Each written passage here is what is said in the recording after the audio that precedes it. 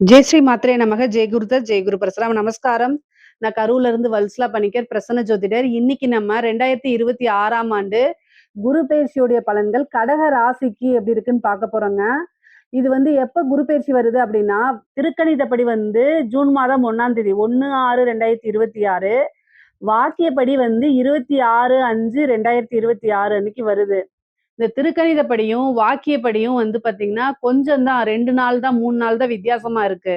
அதனால முதல்ல வரக்கூடிய குரு பயிற்சி பலன்களே நம்ம உங்களுக்கு சொல்றேன். 26/5/2026ங்க. மே மாசம் 26ஆம் தேதி குரு வைகாசி மாசம் 12ஆம் தேதி செவ்வாய்க்கிழமை ஹஸ்த நட்சத்திரத்துல காலை 11 மணி 5 நிமிஷத்துக்கு குரு 12ஆம், அதாவது உங்களுக்கு மிதுன ராசில இருந்து கடக ராசிக்கு வராரு. உங்களுக்கு இவ்வளவு நாளா 12ஆம் இடத்துல இருந்தாரு. இப்போ உங்களுடைய ராசிக்கு உச்சபலம் பெறாரு. 12 வருஷத்துக்கு ஒரு தடவை தான் இந்த பயிற்சி பலன்.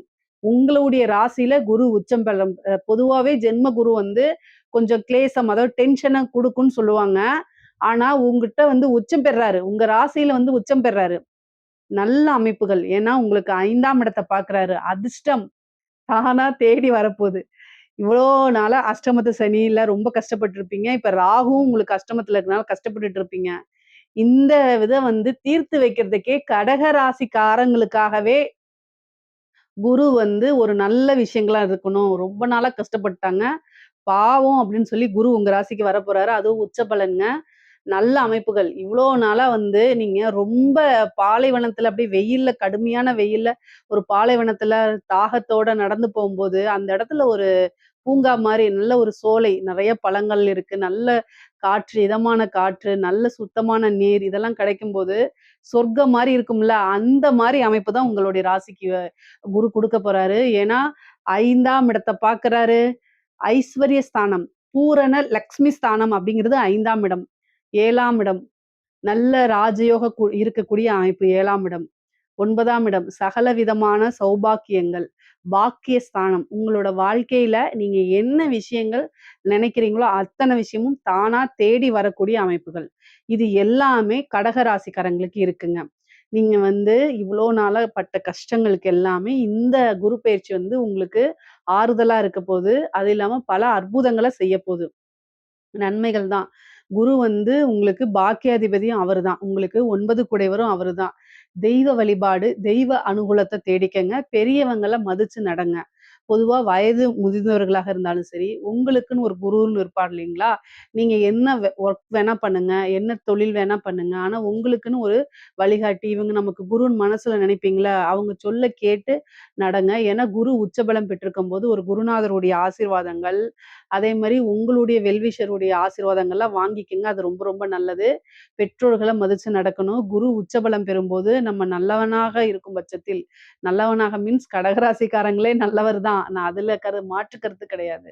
பொதுவாவே குடும்பத்துக்காக உழைச்சு உழைச்சு ஓடா தேயறதுல முதல் ராசி கடகராசி தான். தங்கள என்னன்னா அ அதாவது ரொம்ப டெடிகேட்டடா குடும்பத்துக்கு பார்த்தீங்கன்னா, ரொம்ப டெடிகேட்டடா இருக்கக்கூடிய ராசிகள்ல 12 ராசிகள்ல முதல் ராசி கடக ராசிய தான் சொல்லணும். அந்த அளவுக்கு டெடிகேட்டடா இருப்பீங்க.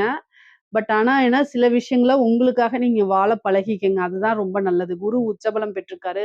பல நன்மைகள் இருக்கு. இந்த டைம்ல நீங்களும் கொஞ்சம், அதாவது தியாகம் பண்ணாம நீங்க செல்ஃப் லவ் பண்ணுங்கன்னு சொல்ல வரேன் நானு. ஏன்னா உங்களுடைய ராசிக்கு அதிபதி சந்திரன். சந்திரன் அப்படின்னாலே ஒரு தியாக மனப்பான்மை அப்படிங்கிற மாரி வரும். ஒரு சந்திரனை குறிக்கக்கூடிய கிரகம் என்னன்னா, தாய குறிக்கக்கூடியது. தாய் எப்பவுமே ஒரு தியாகியா தான் இருப்பாங்க. அவங்க குழந்தைங்களுக்காக தன்னையே தியாகம் பண்ணக்கூடிய அமைப்புல தானே இருப்பாங்க. சேம் கடகராசிக்காரங்களும் அப்படிதான் இருப்பீங்க. ஆனா என்னன்னா, இந்த குரு உச்சபலம் பெறும்போது கொஞ்சம் உங்களுக்காக செல்ஃப் லவ் பண்ணிக்கங்க. உங்களுக்கு என்ன விஷயங்கள்லாம் பிடிக்குதோ அதெல்லாம் செய்ய பழகிக்கங்க. லைஃப கொஞ்சமா என்ஜாய் பண்ணிக்கங்க. நல்ல அமைப்புகள் வருது. 5ஆம் இடத்த பார்க்குறாரு. அதிர்ஷ்டம், லக்ஷ்மியுடைய ஸ்தானம். காதல்ல வெற்றி கிடைக்க போகுது ஃபர்ஸ்ட்டு. அதே மாரி திடீர்னு ஒரு ஐஸ்வர்ய பிராப்தம். பூர்வீக சொத்துக்கள் வந்தே சேரும் உங்களுக்கு. இவ்வளோ நாளா பூர்வீக சொத்துக்கள்ல ஏதாவது ஒரு பிரச்சனைகள் இருக்கு அப்படின்னா, அந்த பிரச்சனைகள்லாம் நீங்கி கட்டாயம் ஒரு நல்ல வழி உங்களுக்கு உண்டு. பூர்வீக சொத்துக்கள் மூலியமா நல்ல ஆதாயம் உண்டு. அதே மாரி தாய் வழி சொத்துக்களே நல்ல ஆதாயம் இருக்கு. தாய் வழி சொத்துக்களும் உங்களுக்கு வந்து சேர்றதுக்கு உண்டான அமைப்பு இருக்கு. தந்தை வழி 9ஆம் இடத்த பாக்குது. தந்தை வழி சொத்துக்களும் வந்து சேரக்கூடிய அமைப்புகள் இருக்கு. பொதுவாவே 5ஆம் இடத்த பார்க்கும்போது சொத்து சேர்க்கை அப்படிங்கிறது இருக்கு. சொத்து மூலியமா வருமானம் அப்படிங்கக்கூடிய அமைப்புகள் இருக்கு. சரிங்க. அதே மாரி காதல்ங்கிறது 5ஆம் இடம் தான். காதல் ரீதியா இருக்கக்கூடிய பிரச்சனைகள், வெற்றியோ, தோல்வியோ உங்களுக்கு எல்லாமே நன்மையா மாறும். உங்களுடைய விருப்பத்துக்கு தகுந்த மாரி தான் இந்த குரு வந்து வேலை செய்ய போறாரு. ஏன்னா குரு உச்சபலம் பெற்று 5ஆம் இடத்த பார்க்கறதுனால, உங்களுக்கு என்ன விஷயம் நன்மையோ அத தான் செய்வாரு. நம்மளுடைய விருப்பங்கள அத்தனையுமே பூர்த்தி பண்ண போறாரு. அதனால நல்ல அமைப்புகள் உங்களுக்கு இருக்கனால, நீங்க என்ன விஷயங்கள்லாம் ஆசைப்படுறீங்களோ அத்தனையுமே சக்சஸ் பண்ணி வைக்க போறாரு. பிரிந்தவர்களுடைய சேர்க்கை, அதே மாரி காதல் அப்படிங்கிறது திருமணத்துல போய் முடியக்கூடிய அமைப்பு, பெற்றோர்களுடைய ஆசீர்வாதம் மூலியமா திருமணம் பண்றது. அதாவது திருமணத்துக்கு வந்து பார்த்தீங்கன்னா, 100% உங்களுக்கு குருபலம் இருக்கு. கடகராசிக்காரங்க திருமண வயதில் இருக்கக்கூடியவங்க, படிச்சுட்டு இருக்கவங்களுக்கு திருமணம் கிடையாது, திருமணம் பண்ணக்கூடாது, சட்டப்படி தப்பு. 25 வயசுக்கு மேல இருக்கக்கூடிய ஆணோ, பெண்ணோ தான் திருமணத்துக்கு உண்டான அமைப்புகள். அதத்தான் நான் இங்க சொல்ல வரேன். உடனே ஜோசியர் சொல்லிட்டாங்கன்னு படிக்கிற குழந்தைகள போய் பண்ணி வச்சுறாதீங்க. திருமணம் நீங்க ஒரு வேலைக்கெல்லாம் போயிட்டு செட்டில் ஆனதுக்கு அப்புறம் 25 வயசுக்கு மேல எப்படியா இருந்தாலும் ஒரு உத்தியோகத்துக்கு போயிருப்பீங்க. அதுக்கப்புறம் நீங்க லவ்வ வந்து வீட்ல சொல்றதுக்கு தயங்கும்போது, இந்த டைம்ல சொல்லுங்க. அது வந்து உங்களுக்கு சக்சஸ் ஆயிரும். என்ன அப்டின்னா 7ஆம் இடத்தையும் பார்த்து 9ஆம் இடத்தையும் பாக்குது. அப்ப குரு பலம் பரிபூரணமா இருக்கனால, பெற்றோர்களுடைய சம்மதத்தோடயே உங்களுக்கு திருமணம் ஆகக்கூடிய அமைப்புகள் இருக்கு. அதனால தாராளமா நீங்க சொல்லலாம். அதே மாரி திருமணத்துல எந்த தோஷங்களா இருந்தாலும் சரி, அதெல்லாம் நிவர்த்தி பண்ணலாம். அதே மாரி திருமணத்துல எந்தவித தடையுமே இருக்காதுங்க. புதுசா பார்ட்னர் போடுறதுக்கு உண்டான அமைப்பு இருக்கு. நான் பிசினஸ் ஸ்டார்ட் பண்ணலாமான்னா, தாராளமா ஸ்டார்ட் பண்ணலாம். நான் வொர்க் பண்ணிட்டு இருக்கேன். ஆனா என்கிட்ட இன்வெஸ்ட்மென்ட் பண்றதுக்கு வந்து ஐடியாஸ் இருக்கு. எனக்கு ஒரு நல்ல பார்ட்னர் கிடைக்க மாட்டேங்கிறாங்க அப்படின்னா, இந்த டைம்ல குரு 7ஆம் இடத்த பாக்குது. அப்போ உங்களுக்கு ஒரு நல்ல பார்ட்னர் கிடைப்பாங்க. உங்களுடைய ஜாதக ரீதியா, லக்ன ரீதியா பார்ட்னர்ஷிப் போடலாமாங்கிறத பார்த்துக்கிட்டு, தொழில்ஸ்தானம் எப்படி இருக்குங்கிறத உங்களுடைய ஜோசியர் இருப்பாங்க இல்லையா? ஃபேமிலி ஜோசியர் இருப்பாங்கல்ல, அவங்க கிட்ட கலந்து ஆலோசிச்சுட்டு அதுக்கப்புறம் பண்ணுங்க. ஆனா இது நல்ல இன்வெஸ்ட்மென்ட் பண்றதுக்கு நல்ல டைமு. காசு பணம் வர்றதுக்கு நல்ல டைமா இருக்கனால, வரக்கூடிய பணங்கள வந்து ஒரு நல்ல இடத்துல இன்வெஸ்ட் பண்றது தப்பு கிடையாது. புதுசா ஸ்டார்ட் பண்ணலாம். உத்தியோகத்துல இருக்கவங்களுக்கு புரமோஷன்ஸ் கிடைக்கும். திடீர்னு ஒரு அதிர்ஷ்டம் கிடைக்கும். வெளிநாடுகளுக்கு செல்லக்கூடிய அமைப்பு. வெளிநாடுகளுக்கு செல்லக்கூடிய யோகங்கள். கல்விக்காகவோ, உத்தியோகத்துக்காகவோ, பிசினஸ்க்காகவோ, தொழிலுக்காகவோ வெளிநாடு செல்லக்கூடிய அமைப்புகள் உறுதியாக இருக்குங்க. அதே மாரி திடீர்னு ஒரு ஐஸ்வர்ய பிராப்தம் கிடைக்கும். உழைக்காத ஒரு வருமானம். நீங்க இப்போ ஏதாவது ஒரு விஷயத்த செஞ்சிருப்பீங்க. ஆனா அந்த பிரதிபலன் டக்குன்னு வரும். அதே மாரி லாட்டரி கிடைக்கிறதுக்கு உண்டான அமைப்புகள். ஒரு லாட்டரி வாங்கியிருப்பீங்க, சும்மா வாங்கியிருப்பீங்க. டக்குன்னு அதுல ஒரு பிரைஸ் வர்றது. இந்த மாரி இதெல்லாம் இருக்கு. உழைக்காத வருமானம் அப்படிங்கிறது இந்த டைம்ல வர்றதுக்கு உண்டான அமைப்பு இருக்கு. கடன் ரீதியா பிரச்சனைகள் நிவர்த்தி ஆகும். ஏன்னா உங்களுக்கு 6க்குடையவர் குரு. அவரு வந்து உங்களுடைய ராசியிலேயே உச்சம் பெறனால, கடன் ரீதியா இருக்கக்கூடிய பிரச்சனைகளுக்கு கட்டாயம் நிவர்த்தி உண்டு. ஏன்னா, நிவர்த்தி ஸ்தானத்தவே உச்சம் பெற்ற குரு பார்க்கிறாரு. 12 வருஷத்துக்கு ஒரு தடவ தான் இந்த அமைப்புகள் வருது. இந்த விஷயம் இந்த கடன் ரீதியா இருக்கிறது, வழக்கு ரீதியா இருக்கிறதுக்கெல்லாம் இந்த டைம்ல உங்களுக்கு ஒரு நிவர்த்தி உண்டு. நீங்க அதுக்குண்டான பரிகாரங்கள செய்யுங்க. என்ன பரிகாரம் அப்டின்னா, குரு பகவானுக்கு வழிபாடு பண்ணுங்க. தட்சிணாமூர்த்தி வழிபாடு பண்ணுங்க. வியாழக்கிழமை உங்களுக்கு எந்த டைம் முடியுதோ அந்த டைம்ல வந்து முல்லைப்பூ இருக்கு இல்லைங்களா? அதுல மாலை தொடுத்து 2 நெய் தீபம் போட்டு அவருக்கு அர்ச்சனை பண்ணி வழிபாடு பண்ணுங்க. சிவபெருமான வழிபாடு பண்ணுங்க. நவக்கிரகத்துல குருன்னு இருப்பாரு. அவர வழிபாடு பண்ணிக்கங்க. இதெல்லாமே உங்களுக்கு குரு பகவானுடைய நன்மைகள அதிகப்படுத்தி குடுக்கும். கடன் ரீதியா இருக்கக்கூடிய பிரச்சனைகள நிவர்த்தி பண்ணும். அதே நேரத்துல வழக்குகள்ல வெற்றி கிடைக்கிறதுக்கு வாய்ப்புகள் இருக்கு. பிரிந்தவர்கள் சேர்றதுக்கு உண்டான அமைப்புகள் இருக்கு. நீங்க ரொம்ப நாளா மனதுக்கு பிடித்தவங்கள பிரிந்திருந்தீங்க அப்படின்னா, அவங்கலாம் வந்து சேர்றதுக்கு உண்டான அமைப்புகள் இருக்கு. ஒரு சிலருக்குலாம் 2வது மேரேஜ் போணும் அப்படின்னு நினைக்கிறவங்களுக்கும் இந்த டைம்ல வந்து குருபலம் இருக்கனால செகண்ட் மேரேஜுக்கு உண்டான அமைப்புகளும் இருக்கு.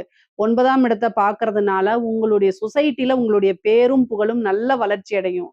பொதுவா ஒரு சிலர் தொழில் செய்றாரோ, உத்தியோகம் செய்றாரோ, அவங்களுக்கு பேரு அப்படிங்கும்போது, அது 9ஆம் இடத்த குறிக்கக்கூடியது. குரு பலமாக இருக்கனாலயும், 9ஆம் இடத்த பார்வை செய்றதுனாலும் என்ன அப்படின்னா, நல்ல பேரு, புகழ் உங்களுக்கு கிடைக்கும்.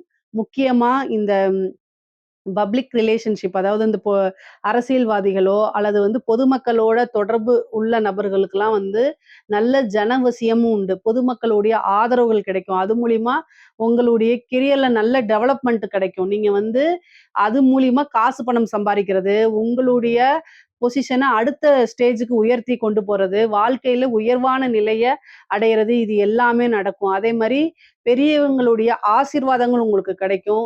சொசைட்டில பெரிய மனிதர்களுடைய தொடர்புகள் கிடைக்கும். பழக்கவழக்கங்கள் உங்களுடைய சர்க்கிள்லாம் பெரிய லெவல்ல ஆகும். அப்போ வந்து என்னன்னா, உங்களுக்கு நீங்க ஏதாவது ஒரு பிசினஸோ, உத்தியோகமோ இருந்தா அடுத்தடுத்த ஸ்டேஜுக்கு வளர்ந்துட்டு போகக்கூடிய அமைப்புகள்லாம் இந்த வருடம் இருக்கு. கடகராசிக்கு இந்த வருடம் வந்து ரொம்ப அற்புதமான பலன்கள்ங்க.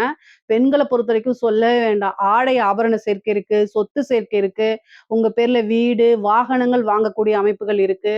கோல்டு வாங்குறது, உங்களுக்கு பிடிச்ச விஷயங்கள்லாம் செய்யறது, குடும்பத்தாருடைய ஆதரவுகள் கிடைக்கிறது, கணவன் மூலியமா நல்ல ஆதாயங்கள் கிடைக்கிறது, மனம் மகிழ்ச்சியாக இருக்கிறது, நீண்ட தூரம் பிரயாணம் பண்றது, அதே மாரி புனித யாத்திரைகள், புனித நதிகள்ல நீராடுறது, இந்த மாரி அமைப்புகள்லாம் இருக்கு. பொதுவா 9ஆம் இடத்த குரு பார்க்கறதுனால ஒரு தெய்வத்த உபாசனை எடுங்க. ஒரு குருநாதர் வழிபாடு பண்ணுங்க. குருவுடைய ஆசீர்வாதங்கள் வாங்குங்க. ஏன்னா உச்சபலம் பெற்றிருக்கும்போது, குருவோடைய ஆசீர்வாதம் வாங்கும்போது, உங்களுக்கு வரக்கூடிய ஐஸ்வர்ய பிராப்தம் பல மடங்கா இருக்கும். சகல விதமான சௌபாக்கியங்களும் வந்து சேரும். எந்த காரியங்கள் எடுத்தாலும் சரிங்க, அதுல உங்களுக்கு வெற்றி கிடைக்குங்க. இந்த விஷயங்கள் அப்படிங்கிறதெல்லாம் இல்ல. படிப்புல வந்து நல்ல உயர்வான நிலைய அடைய முடியும். நீங்க என்ன விஷயங்கள் நினைக்கிறீங்களோ, அத்தன விஷயத்தையுமே வெற்றி பெற செய்ய முடியும்ங்க. இந்த வருடத்துல நீங்க சாதிக்க முடியலன்னா, அப்புறம் அடுத்தது 12 வருஷம் வெயிட் பண்ணணும். அந்த மாரி ஒரு அமைப்பு வருது. அதனால இந்த வருடத்திலேயே நீங்க பிளான் போட்டு வச்சு ஒவ்வொரு விஷயத்தையும் செஞ்சுட்டே வாங்க. எல்லாமே சக்சஸ்ல முடியும். இதுதான் அப்படிங்கிறது கிடையாது. கடக ராசிக்காரங்களுக்கு இந்த வருடம் குரு இருக்கிற வரைக்கும் தோல்வி அப்படிங்கக்கூடிய ஒரு விஷயமே கிடையாது. அதே மாரி இன்வெஸ்ட் பண்றது, காசு பணம் குடுக்கறது, இந்த மாரி விஷயங்கள ரொம்ப ஆலோசனை பண்ணி, யோசிச்சு, உங்களுக்கு ஐடியா இல்லாத பட்சத்தில் உங்களுக்குன்னு வெல்விஷர் யாராவது இருந்தாங்கன்னா, அவங்க கிட்ட கேட்டு தீர்க்கமான முடிவெடுத்ததுக்கு அப்புறம் மத்த விஷயங்கள்லாம் செய்யுங்க. ஏன்னா, நீங்க உதவி பண்ண போறேன்னு சொல்லிட்டு, அது பிரச்சனை ஆயிறக்கூடாது. ஏன்னா, குரு 6 குடையவருமா இருக்கனால. அதனால மெயினா வந்து பாத்தீங்கன்னா, காசு பண விஷயங்கள்ல ரொம்ப கவனமா இருக்கணும். எதுக்காக இத சொல்றேன்னா, டிசம்பருக்கு அப்புறம் குருவோட கேதுவும் உங்க ராசிக்கு வரதுனால, இந்த குரு கேது இணைவு. இந்த குரு கேது இணைவு அப்படிங்கிறது வந்து சில டைம் கடன் பிரச்சனைகள குடுத்துரும். அதுக்காக ஜாமீன் கையெழுத்து போடுறத அவாய்ட் பண்ணிக்கங்க இப்பவே. குரு பலம் வரும்போது, காசு பணம் வரும்போது, ஃப்ரெண்ட்ஸ் மூலியமா ஏதாவது வந்து அம் யோசிக்காம சில தவறுகள செய்யறதுனால பிரச்சனைகள மேற்கொள்ற மாரி வரும். கவனம், கவனம். தேக ஆரோக்கியத்துல கவனம் இருக்கணும். ஏன்னா 6 கூடையவர் குருவா இருக்கனால, உடல் ரீதியான பிரச்சனைகள் வரத்துக்கு வாய்ப்புகள் இருக்கு. ஆனாலும் 7ஆம் இடத்த குரு பார்க்கறனால, எந்த பிரச்சனையா இருந்தாலும் அதுக்கு நிவர்த்தி உண்டு. அதனால கவலையே வேண்டாம். உங்களுக்கு பரிபூரணமான குருபலம் இருக்கனால, அமைப்புகளும் இருக்கனால, தெய்வத்துடைய பரிபூரண ஆசிகளும் இருக்கனால, அனைத்துமே நன்மை. கலைத்துறை சார்ந்தவங்களுக்குலாம் ரொம்ப அருமையாக இருக்குது. நெறைய காசு பணம் சம்பாரிக்கிறது, மக்கள் கிட்ட சென்றடையறது, பிரபல்யமாகறது, புது புது வாய்ப்புகள் வர்றது, இது எல்லாமே உங்களுக்கு நடக்கும். உத்தியோகத்துல இருக்கவங்களுக்கு திடீர்னு ஒரு ஜாக்பாட் தான் வச்சுக்கோங்களேன். ப்ரமோஷன், சேலரி இன்கிரிமென்ட்டு, நீங்க நெனச்ச துறையில வேலை வாங்குறது, இந்த மாரி. அரசாங்க உத்தியோகத்துல இருக்கவங்களுக்கும் இது ஒரு சூப்பரான அமைப்புகள். பொதுவாவே கடக ராசிய பொறுத்தவரைக்கும், பொருளாதார நிறையும் நல்ல உயர்வுல இருக்கு. அதே மாரி ரிலேஷன்ஷிப் உறவுகளுக்குடைய இது நிலையும் வந்து பார்த்தீங்கன்னா, நல்ல அற்புதமா இருக்கு. கடக ராசிக்கு இந்த குரு பெயர்ச்சி சகல விதமான சௌபாக்கியங்களும், அஷ்ட ஐஸ்வர்ய பிராப்தமும் குடுக்கும். உறுதியாக உண்டு. அதே மாரி இதுல ஏதாவது சந்தேகங்கள் இருக்கு அப்படின்னா, கமெண்ட்ஸ்ல கேளுங்க. கட்டாயம் நான் ஆன்சர் பண்றேன். நம்மளுடைய சேனல லைக் பண்ணுங்க, ஷேர் பண்ணுங்க, சப்ஸ்கிரைப் பண்ணுங்க. நன்றி, வணக்கம்.